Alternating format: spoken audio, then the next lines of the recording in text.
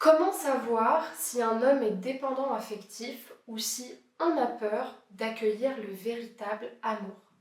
Bonjour à toutes, j'espère que vous allez bien. Je suis très heureuse de vous retrouver dans l'épisode d'aujourd'hui dans lequel on va analyser le sujet suivant, la situation suivante, c'est-à-dire un homme et une femme se fréquentent.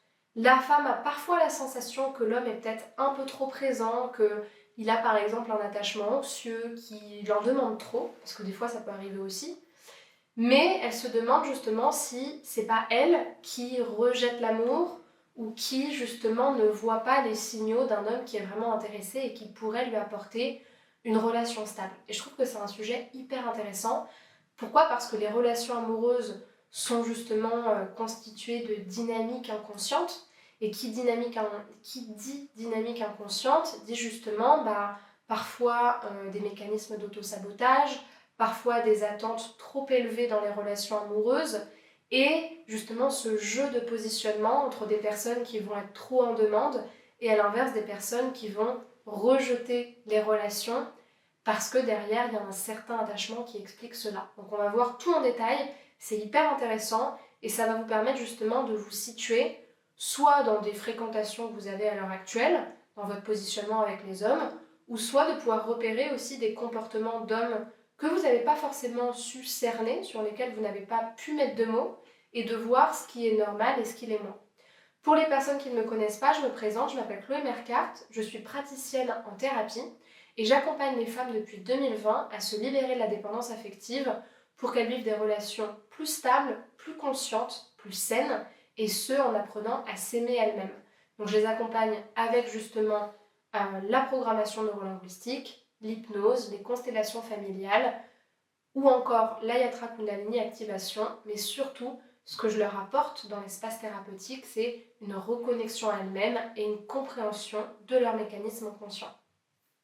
Si vous n'êtes pas encore abonné à la chaîne YouTube ou au podcast Spotify, je vous invite à le faire maintenant pour intégrer la communauté S'aimer Plus et pour être informé des prochains sujets qui sortiront en cliquant justement sur le bouton rouge s'abonner et en activant la cloche des notifications pour recevoir les prochains épisodes.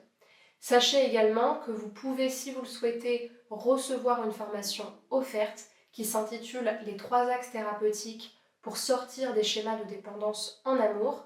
Et donc justement, c'est une formation qui vous permet de comprendre vos mécanismes en amour, de savoir justement qu'est-ce qui est à changer dans votre manière de vous comporter ou dans vos attentes pour aller vers des relations plus conscientes et plus saines, que ce soit avec vous-même ou avec les hommes. Donc pour l'intégrer, je vous invite à cliquer sur le deuxième lien dans la description, à remplir le formulaire et vous recevrez la formation directement par mail. Alors, dans le sujet d'aujourd'hui, il y a 2 gros morceaux à analyser. Il y a déjà savoir exactement qu'est-ce que la dépendance affective, et la dépendance affective, elle est la même que ce soit chez les hommes ou chez les femmes. Il y a des signes qui montrent exactement quand est-ce qu'une personne est justement dans un mécanisme de dépendance, et donc dans ce cas-là, elle n'a pas les bonnes attentes vis-à-vis de vous, ou alors si au contraire c'est plutôt vous qui avez un mécanisme de rejet d'une relation authentique. Et dans ce cas-là, je vous invite vivement de vous y intéresser parce que dans un premier cas, si vous allez avec une personne dépendante, vous allez vite être étouffé ou vous allez être dans une relation qui n'est pas équilibrée. Et dans le deuxième cas, c'est voire pire selon moi, parce que si vous n'en prenez pas conscience, vous allez peut-être perdre du temps en fait à passer à côté de relations qui peuvent être belles, qui peuvent être authentiques, qui peuvent être vraies, parce que derrière, il y a une intention positive que vous n'avez pas conscientisée, qui fait en sorte que en fait, vous sabotez vos relations sans même le savoir. Donc pour revenir justement sur la définition de la dépendance affective, on peut définir la dépendance affective comme un attachement affectif qui est extrême et qui est insécure. Donc la dépendance affective, c'est un trouble de l'attachement qui va créer justement un besoin excessif de l'autre et un besoin excessif de réassurance dans la relation. C'est la cause de blessures émotionnelles qui ne sont pas résolues. Donc en fonction de l'expérience de vie de la personne, en fonction des figures d'attachement qui ont été les siennes, en fonction aussi de ses traumatismes affectifs. Parfois ça vient pas forcément de l'enfance, mais de l'expérience de vie qu'on en a eu après.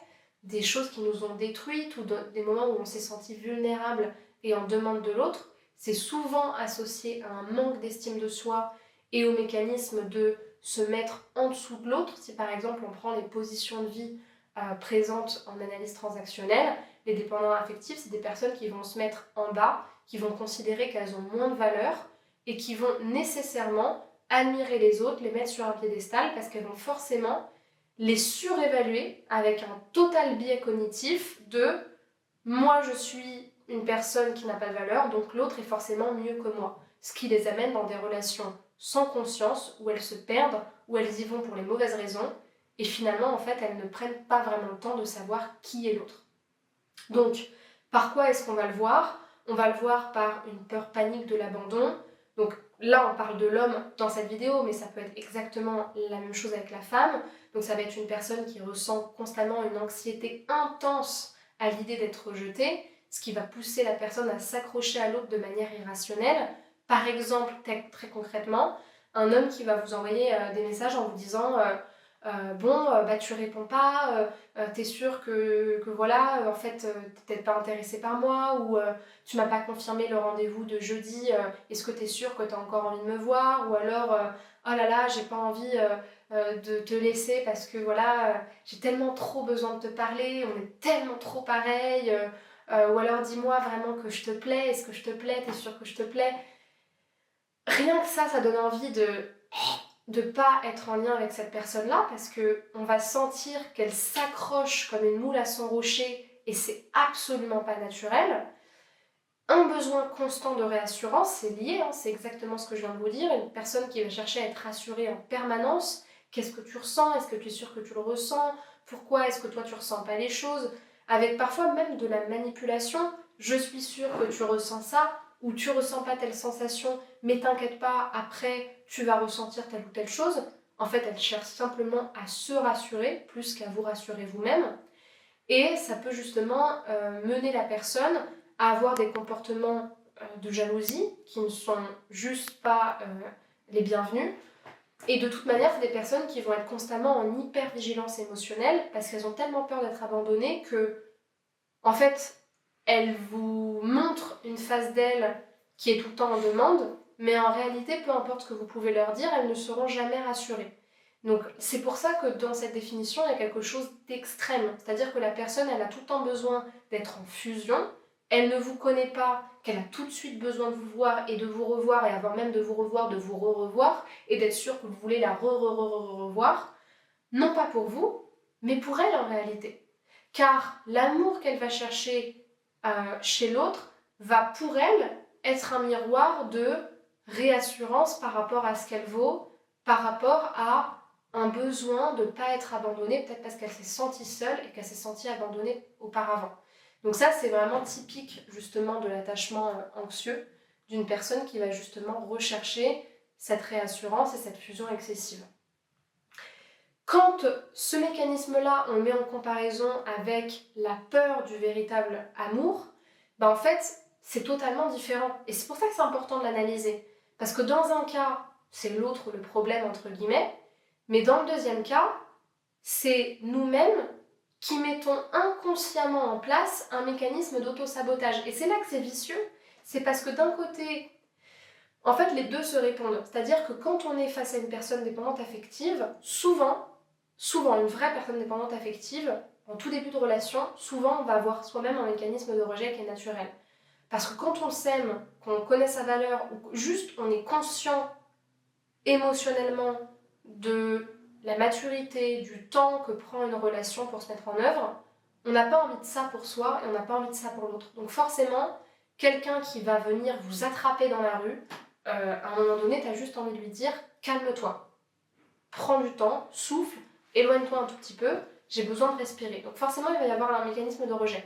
Mais de l'autre côté, les personnes qui vont avoir une peur du véritable amour, on va parler justement de l'attachement évitant craintif juste après, ce sont des personnes qui vont avoir en fait un mécanisme de sabotage inconscient qui est tellement fort qu'elles vont elles-mêmes s'auto-suggérer des biais de confirmation en se disant non mais en fait c'est pas que je veux pas d'amour, c'est pas que je rejette l'amour, c'est pas que j'ai peur de l'amour, c'est que l'autre il est trop dépendant.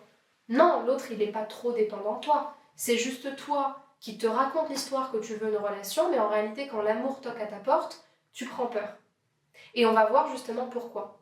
Donc, qu'est-ce qui se cache derrière la peur du véritable amour? Généralement, c'est la peur d'être vulnérable.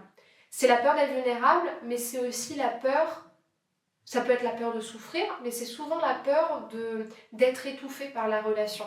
C'est souvent des choses qui sont liées à l'identité, à la conscience identitaire, c'est-à-dire si l'autre m'étouffe trop, sentiment de perdre son identité, de perdre sa liberté, de plus exactement savoir qui on est, de perdre ses repères, ou alors de se montrer telles qu'elles sont à l'autre, ce qui, de nouveau, la vulnérabilité est liée à l'identité.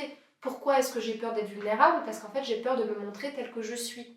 Donc ça sous-entend des masques, ça sous-entend un masque primaire, j'ai pas peur d'être aimé, c'est toi qui es dépendant, non mais en fait il y a ça qui va pas. Mais derrière, inconsciemment, quelle est l'intention positive de ce masque? C'est justement de cacher, de préserver, de camoufler la réelle identité de la personne qui bien souvent est bien moins confiante et bien moins consciente de ce qu'elle est, de ce qu'elle veut et de ce qu'elle est capable d'accueillir en fait. Et c'est ça la notion d'intention positive, c'est justement pour cette personne-là et pour son équilibre psychique, il vaut mieux pour elle avoir justement ce masque qui rejette l'amour et qui trouve chez l'autre la petite bête qui va pas et qui fait qu'ils ne peuvent pas être ensemble, plutôt que réellement faire face à qui elle est vraiment, mais faire face aussi à l'intimité émotionnelle.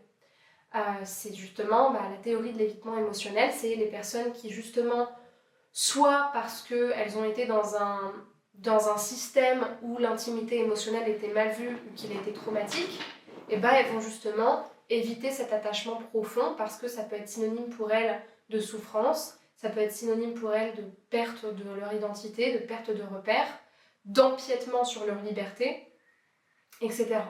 Et donc le mécanisme qui se met en place, c'est justement cet auto-sabotage relationnel qui fait que même si consciemment elles disent qu'elles veulent une relation, dès qu'un partenaire stable apparaît, elles vont lui trouver des défauts, elles vont provoquer des conflits, et même sans s'en rendre compte, c'est comme si leur esprit se conditionnait ou faisait émerger des problèmes qui n'en étaient pas à la base, ou des sentiments qu'elles n'arrivent pas à s'expliquer. Je ne peux pas savoir pourquoi, mais j'ai besoin de maintenir cette distance émotionnelle. Et c'est là que ça nous amène justement à étudier ce fameux attachement évitant craintif. Donc comme vous le savez normalement sur ma chaîne, il y a différents styles d'attachement, l'attachement sécure, l'attachement anxieux, l'attachement ambivalent et l'attachement évitant. Et donc dans l'attachement évitant, il y a cette subtilité de l'attachement craintif qui désigne une personne qui veut de l'amour mais qui a peur de la proximité, donc il y a une certaine ambivalence, une crainte, je veux ça mais en fait j'ai peur de l'intimité, de la proximité, peur des relations profondes, peur d'être trop en lien, trop fort, trop intense avec quelqu'un, avec ce besoin de fuir dès que ça devient trop pressurisant pour elle, avec justement cette ambivalence entre leur attachement et leur comportement d'évitement. Des fois, elles peuvent se montrer très passionnées au début et puis soudainement devenir distantes, froides et avoir des peurs qui remontent. Souvent, on voit ça chez les hommes, mais ça peut aussi exister chez les femmes. De l'hypervigilance émotionnelle, c'est-à-dire qu'en fait, elles sont tellement en train d'avoir cette peur de l'intimité qu'elles ne sont pas en sécurité dans la relation. Elles sont tout le temps justement en train d'anticiper un potentiel rejet ou d'anticiper des potentiels problèmes dans la relation. Et d'où est-ce que ça peut venir? Ça vient justement par exemple d'une enfance qui peut être marquée par des figures d'attachement qui étaient instables, avec des parents imprévisibles, parfois des abus émotionnels, ou au contraire de l'amour qui était conditionnel ou qui était trop étouffant. Ça peut vraiment être différent. Comme je le disais tout à l'heure, des traumatismes qui sont survenus dans les relations affectives, ce qui fait que finalement la personne, elle est conditionnée pour fonctionner comme ça. Non seulement elle a eu un modèle affectif qui était instable, et en plus de ça, dans sa vie amoureuse, c'est quelque chose qui s'est répété. Donc en fait, c'est un attachement qui est certes problématique et insécure, mais qui, quelque part, se maintient bien, entre guillemets, dans sa stratégie d'évitement, c'est-à-dire, plutôt que de ressouffrir du lien, je préfère l'éviter pour justement ne pas retomber en insécurité. Sauf qu'en fait, en faisant ça, elles ne construisent pas des relations stables. Donc effectivement, ça peut passer par des croyances limitantes sur la relation amoureuse et surtout de la distance. Maintenant, comment est-ce que vous allez parvenir à distinguer les deux dynamiques ? Regardez les comportements et regardez les comportements de l'autre et regardez vos émotions. La personne qui est dépendante affective, elle a peur de perdre l'amour de l'autre qui bien souvent n'est même pas construit. C'est-à-dire qu'elle est déjà en train d'anticiper des souvenirs, des projets, des besoins avec l'autre alors que l'autre n'a même pas eu le temps de tomber amoureux et elle a peur de perdre quelque chose qui n'existe même pas ou qu'elle a fantasmé à l'intérieur d'elle. Alors que la personne qui a tendance à rejeter l'amour, à saboter les relations, elle a peur de vivre pleinement la relation. Il y en a un qui cherche à tout prix à aller dans la relation, tandis que l'autre a peur de vivre la relation. Il va être plutôt dans une distance. La personne qui est en dépendance affective, elle va idéaliser, elle va chercher à fusionner, elle va chercher à être rassurée.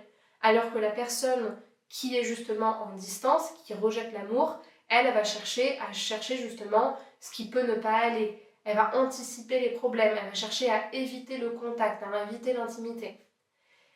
Mais dans tous les cas, ce qui est important, c'est de pouvoir, quand vous sentez que vous avez un mécanisme de sabotage, faire un travail en ce qui vous concerne sur votre attachement pour pouvoir identifier dans quel type d'attachement est-ce que vous vous trouvez, quelles sont les origines de cet attachement-là. Pourquoi ? Parce que le fait de faire une introspection sur les sources de ce mécanisme affectif, ça vous permet déjà de vous en détacher. Si vous vous voyez en train de vous observer dans ce mécanisme limitant, vous allez être capable de le reconsidérer et donc vous allez être capable peu à peu de prendre du recul par rapport à ça et de grandir en dehors de ce mécanisme-là. Et ça prend du temps, ça demande de l'introspection, de l'analyse en profondeur sur ces mécanismes. Ce qui est important également, c'est de pouvoir aussi travailler sur le point de vue de votre estime de vous et de votre rapport à l'autre, de votre rapport à votre identité, de votre rapport entre les limites de ce que vous n'acceptez pas de donner de vous aux autres et au contraire, vos besoins émotionnels. Parce que certes, vous avez un besoin de distance peut-être, mais vous avez aussi des besoins affectifs qui sont peut-être pas complètement satisfaits. Donc en travaillant sur votre conscience identitaire, ça va vous permettre justement de pouvoir trouver le juste équilibre entre votre besoin de sécurité émotionnelle, d'autonomie, vos distances, vos limites, et en même temps, votre capacité de vous montrer à l'autre, d'accueillir la relation, d'accueillir l'intimité, et donc de faire preuve de vulnérabilité, ce qui est très important dans l'établissement d'une relation saine. Et c'est ce travail-là qui va vous permettre de mieux appréhender la connexion émotionnelle et donc de ni être dans le fait de chercher la fusion, ni le fait de la fuir. Et donc d'arrêter de répéter les mêmes schémas. Voilà pour le sujet de cette vidéo. J'espère vraiment que c'est quelque chose qui vous aura plu. Si c'est le cas, dites-le moi dans les commentaires pour soutenir la chaîne. Laissez un pouce bleu. Plus la vidéo elle est commentée, plus elle est soutenue, plus elle est likée, plus elle va être mise en avant. Et donc ça permettra à d'autres personnes de pouvoir avoir et recevoir ces conseils-là. Et surtout, si vous sentez que, au-delà des fréquentations que vous pouvez avoir, il peut y avoir chez vous des mécanismes d'auto-sabotage, notamment de peur de l'intimité, de peur de la vulnérabilité ou de la connexion, qui est liée justement à un certain passif affectif et émotionnel instable. Si vous sentez que vous avez envie d'être accompagné, eh bien effectivement, je vous invite à réserver votre entretien thérapeutique avec moi, qui est un appel d'une 30aine de minutes, dans lequel on va justement échanger sur votre situation actuelle, sur ce qui vous fait souffrir, sur ce que vous souhaitez changer. Et justement, je vais pouvoir vous montrer qu'est-ce qui doit être changé pour aller de l'un à l'autre et vous expliquer comment est-ce que je travaille pour qu'on commence un travail thérapeutique ensemble. Donc pour réserver cet appel, je vous invite à cliquer sur le premier lien dans la description de l'épisode. Choisissez le créneau qui vous correspond, remplissez les questions du formulaire et ensuite on pourra échanger. Pour terminer, je vous invite à regarder dans la description, vous avez des outils à découvrir pour commencer un cheminement personnel sur des sujets divers et variés comme l'estime de soi, les relations amoureuses, le positionnement justement dans vos relations. Et puis, pour terminer, je vous invite à me rejoindre sur les réseaux sociaux, notamment Instagram, TikTok, Facebook, YouTube ou encore Spotify. Merci beaucoup pour votre attention et à bientôt pour une prochaine vidéo. Au revoir.